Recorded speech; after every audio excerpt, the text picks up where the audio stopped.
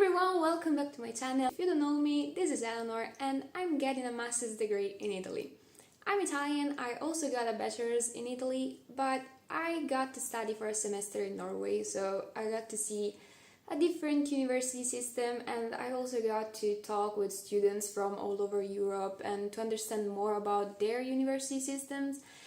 And now that I'm almost at the end of my academic journey, because I basically have one exam to do and the thesis to finish, so yeah, I can't help but look back and wonder if there are things that could have been better, that could have been different, that went wrong in my academic journey. And I think I arrived to the conclusion that studying in Italy is not worth it.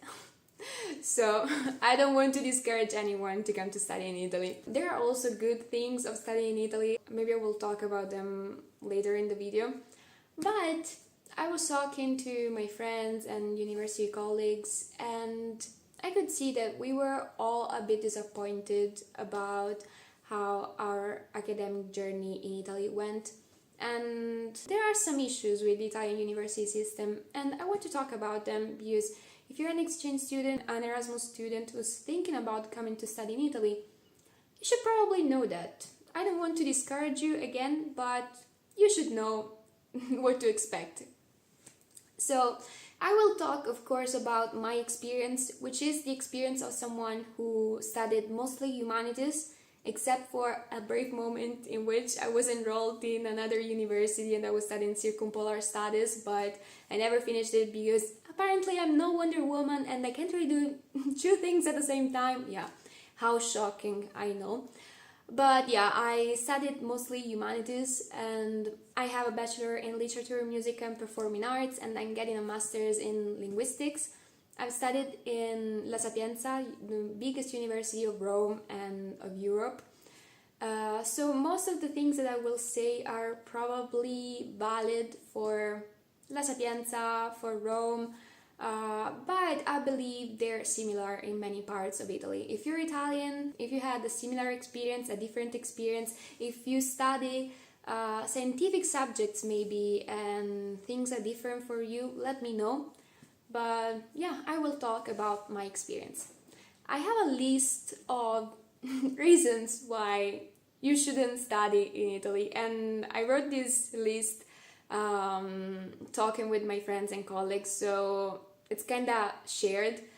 First reason being oral exams.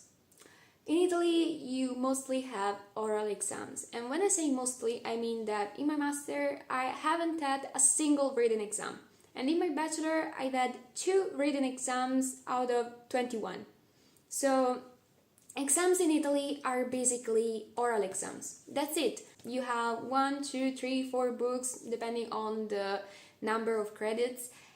There's a day in which you go and sit in front of the teacher and they ask you questions about the whole program, and that's it. That's the exam, and I can't handle it. I can't handle it anymore. In theory, you should be used to that at the end of your master's degree, but I'm not. I think I got so much worse in handling oral exams. I think that at the beginning of my bachelor, I wasn't feeling so anxious. I didn't have so much pressure on me, and now I can't handle oral exams anymore. I got IBS from oral exams. They just give me so much anxiety. And the problem is that the way you say things matter almost more than what you say. The content matters, but the way you say it also matters.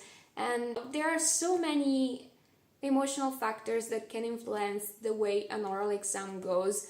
And you're put on the spot, like you have to answer questions on the spot. You don't have time to think, and with time it just gave me so much anxiety, and yeah, I can't handle oral exams anymore. So yeah, that's definitely one of the reasons why you shouldn't come to study in Italy.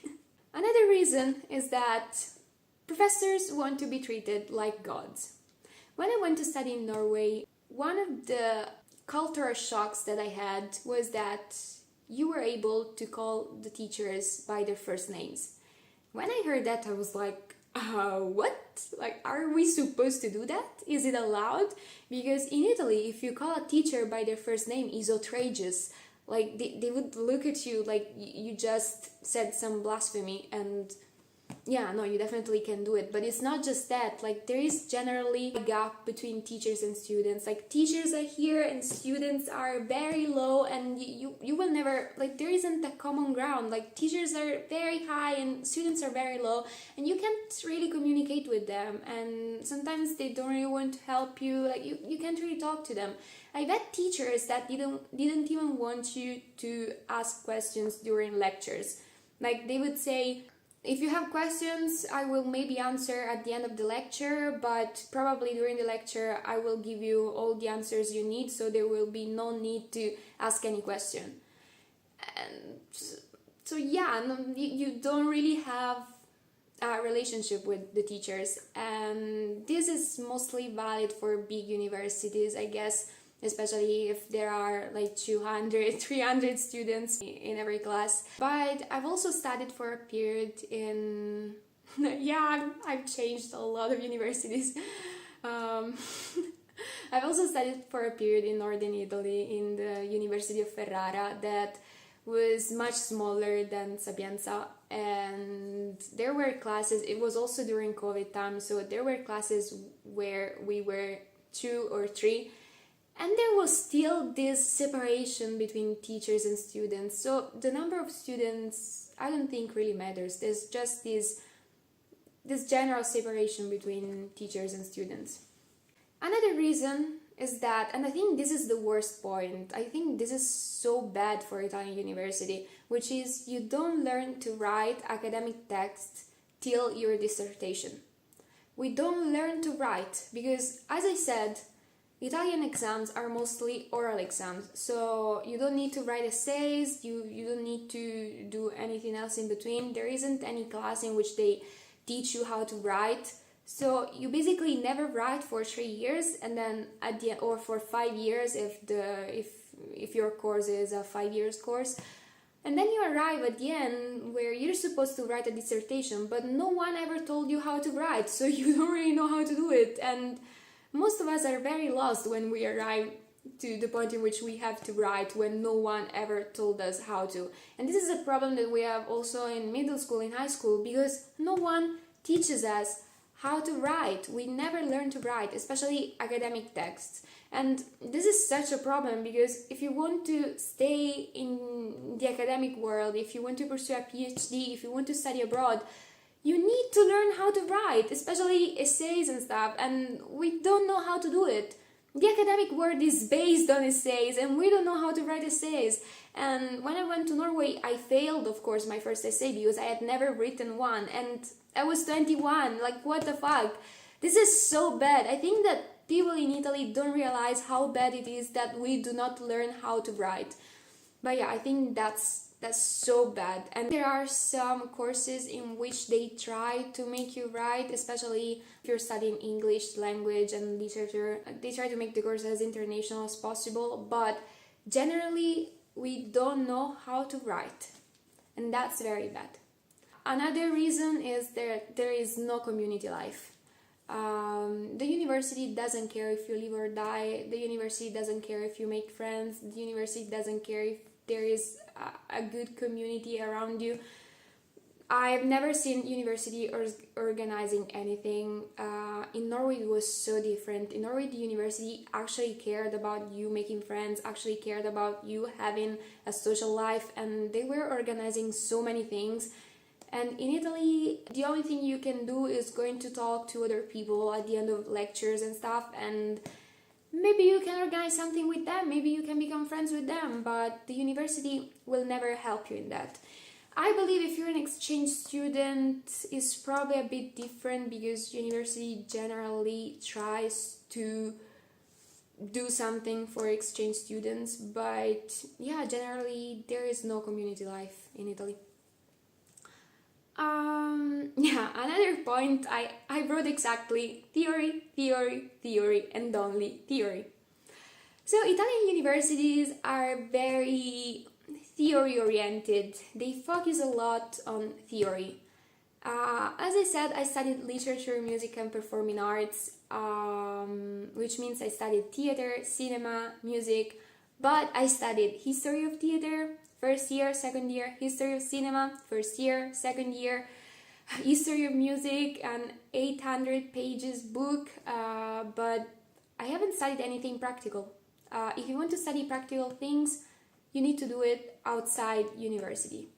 The only thing I did with university is that the first year I was in the theater group, but it was an outside thing. It wasn't connected with my course. So yeah, university doesn't really teach you anything practical. You have to do everything by yourself. And I was very shocked when I was in Norway, and like photography classes in Norway were actually classes in which they taught you how to use a camera and to take pictures. And I mean, in Italy, a photography class would be history of photography, theory of photography, which is crazy, but yeah, you never learn to do anything practical in Italy. And another reason is that always because university is very theory oriented, they're not connected with the job world. They don't really help you with internships or other things. Actually, my university has a website, it's called Job Soul, and in theory it should have some internships and stuff, but paid internship, if you study humanities, nope, not at all. You will not find a paid internship anywhere. And also, like for my course, for example, there wasn't a single internship that I could do, which is crazy because, for example, I managed to find an internship in an Italian school for foreigners, but I couldn't send the application because it wasn't open for my course, which is crazy because I'm studying linguistics and I'm focusing on teaching to foreigners, and it's also what I will do in some weeks in France, because I don't know if you watch my other videos, but I'm going to France to teach Italian. So yeah, this is what I'm studying for, and I couldn't send the application for this internship because it wasn't open to my course. So I had to call the school, I had to send emails, and they said, hey, this is not open for my course, but could I maybe do the internship? And they accepted, but not because of university. University was not helping me in any way. So yeah, university will not help you to find jobs, to find internships, to find anything. You need to do it all by yourself. Another thing that I wasn't even thinking about, but I realized talking with friends and colleagues, is that a bachelor's degree in Italy is useless. You will not do anything with a bachelor's degree. I think that at this point, a bachelor's degree is basically useless anywhere, but in Italy especially, like a bachelor's degree is literally as if you have a high school diploma. It's not much more than that, so especially in humanities. So if you don't have a master's degree, you will not be able to do anything with an Italian bachelor's degree. Another reason is that Italian universities are old, and they're proud of being old, they're proud of being ancient. But the problem is that, okay, you have the history, the prestige and whatever, but the buildings, the buildings have been there since the university was born in 1458. Like when Columbus was discovering America, my university was already there and the buildings are the same. So, okay, universities are ancient, but the buildings are also ancient. They haven't changed the fucking chairs since, I don't know, the 70s.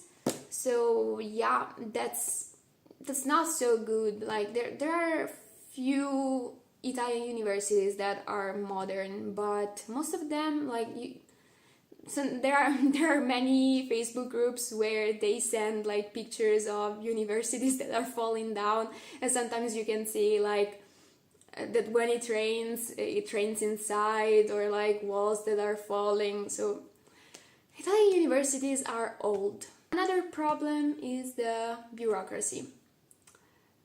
In Italy in general, bureaucracy is a problem, and university is just a part of the whole country, so bureaucracy is a problem also in universities, especially if you want to do something like studying abroad or stuff. Like I had to try my application to study abroad for 3 times because I was always missing some documents. There was always something that was not going well, and offices are always closed, like they're open 2 days per week, so you can't really go there and ask them for help. So it's really, bureaucracy will make you go crazy. So yeah, those were the things that I would change of Italian university that right now are like this. So if you want to come and study in Italy, be prepared for that. And again, if you've had another experience with Italian universities, please let me know. I would be very happy to know that this is only a problem of my university and that actually in the rest of Europe universities are completely different, but I don't think so. So yeah, let me know.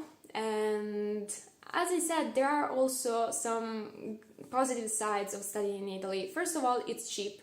You pay taxes based on your income, basically, on your family income. And the maximum you can pay is around 3,000 euros if it's a public university. If it's a private university, of course, you can arrive to 20,000 per year, but it's still less than what they pay in America, for example. So yeah, Italian university is cheap, and teachers are usually well prepared. But the problem is that being well prepared doesn't mean that you can teach. So they're well prepared, they have so many publications, they have written so much. This also means that teachers are very old most of the times, like they are 60 plus. I've had a young teacher actually. He was teaching Nordic linguistics and he was like 35 or something, and I believe we got him just because there aren't many people in Italy who study these things. So yeah, but yeah, in general teachers are very old, but they're well prepared. And also the fact that no one really helps you means that you learn to adapt to circumstances, and if you handled an Italian university you can basically handle anything. But yeah, if you have other positive sides, please let me know in the comments, and yeah, let me know your experience. That was the video. Let me know in the comments. Bye. Subscribe to the channel, please.